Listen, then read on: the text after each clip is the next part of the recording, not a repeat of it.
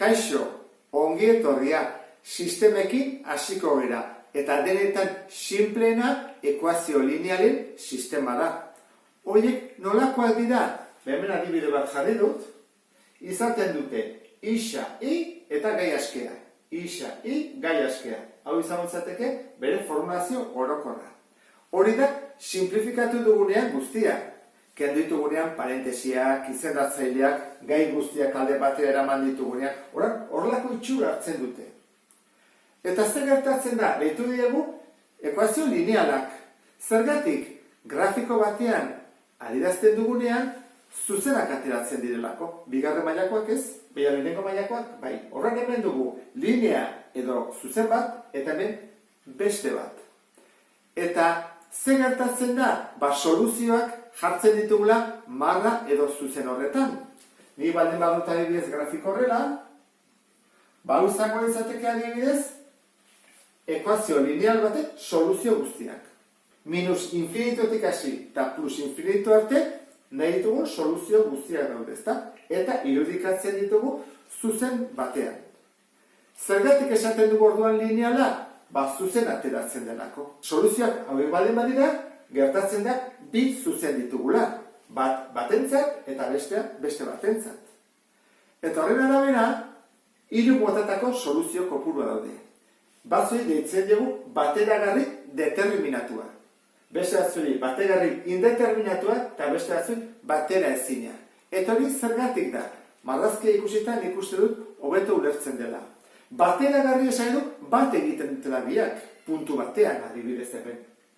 Orduan, bat baldin bai horrela, eta bestea baldin badator horrela, adibidez, zer gertatzen da? Puntu honetan, bat egiten dutela, ebak egiten dira, bai honentzako eta bai honentzako soluzio aman komun bat bakarra dago, hau izango da. Eta esate zaio soluzio parea. Esan behar digulako zenbat balio behar duen isak eta zenbat balio behar duen i, berdintzau betetzeko eta hau ere bai. Horren, honei deitzen zaio bateragarri determinatua. Baina beste batzu dira indeterminatuak. Zergatik izango da hori? Adibidez, ni bali badut hemen soluzioak adibidezan horrela dihoazte. Eta bestean, beste ekuazio lineala, baita ere bat egiten dute. Leku berdetik pasatzen baldin bada, horrek esan edu, edozein puntu hartzen dela soluzio da. Infinito soluzio daude. Zer esan edu azken finean? Bai ekuazio bat eta bai bestea baliokia direla. Horregatik hau dira bategarri indeterminatuak. Eta gero batera ezinak, hau da, elkartzen ez direnak, elkar ebakitzen ez dutenak. Eta horiek nolakoak izango dira. Adibidez, nik balen badut hemen goruz ekuazio lineal bat, zen izango litzateke elkartzen den ez den beste bat. Paraleloa. Nik jartzen boten paraleloa. Ez dute elkar inoiz ebakiko. Horrek esan edu ez dagoela soluziorik. Grafikoekin hobeto ulertu dezakegu zer den bateragarri hitza. Bateragarri determinatua, bateragarri indeterminatua, bat bestean gainean dagoela, eta baterazina soluziorik ez dutena, hau da, paraleloak direnak. Orduan, guk ikusiko dugu batez ere algebraikoki.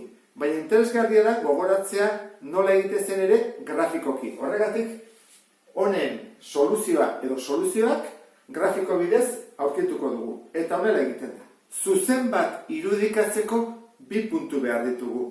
Orduan, lehenengo ekuazio honetan, erabakik behar dugu, zeintzuk izango diren 2 puntu horiek. Jartzen dugu isa eta i, eta izan daitezke adibidez, erresenak 0 eta 1. 0 eta 1. Orduan, isaen ordez jarriko dugu 0. 2 bider 0, gehi i berdin lau. 2 bider 0, 0. Orduan, ik balio du lau. Isak 0 balio duenean, ik balio du lau. Lehenengo puntu aurkitu dugu. Eta bigarrena, isak bat balio duenean, 2 bider bat, gehi i berdin lau, i berdin, 2 bider bat bi, kentzen pasatzen badugu, lau ken bi, bi. Orduan, bi. Bi puntu hauek hemen adierazi behar ditugu. Isak 0 balio duenean, altura ordenatua lau da. Hau izango litzateke puntu bat. Eta bestea, isak 1 balio duenean, altura ordenatua bi. Hau izango litzateke bi puntua. Orduan bi hauek orain elkartu egin behar ditugu. Eta izango litzateke horrela. Ezta? Gutxo gara bera. Orain bestearen bila joan behar dugu. Bigarrenarekin berdina egingo dugu. Jarriko dugu isa eta i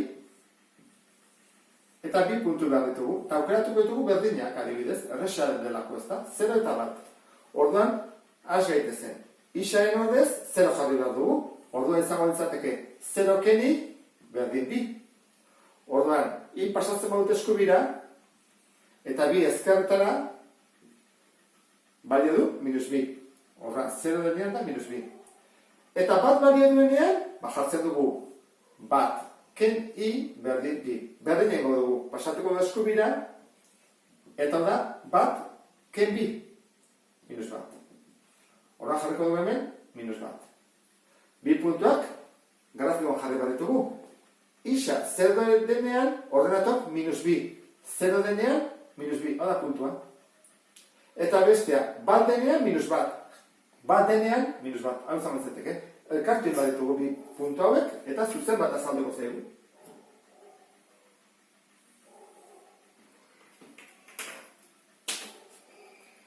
Nun elkartzen dira biak? Bi 0 puntuan. Ondorioz jarriko dugu ebakidura puntua izango litzateke bi 0 eta sistema honen soluzioa izango litzateke isa berdin bi eta i berdin 0. Puntu batean elkartzen direnez, izango litzateke bateragarri determinatua. Grafikoki nola ateratzen den ikusi ondoren, orain has gaitezke algebraikoki soluzioak nola aurkitzen diren aztertzen. Beste bat arte. Agur?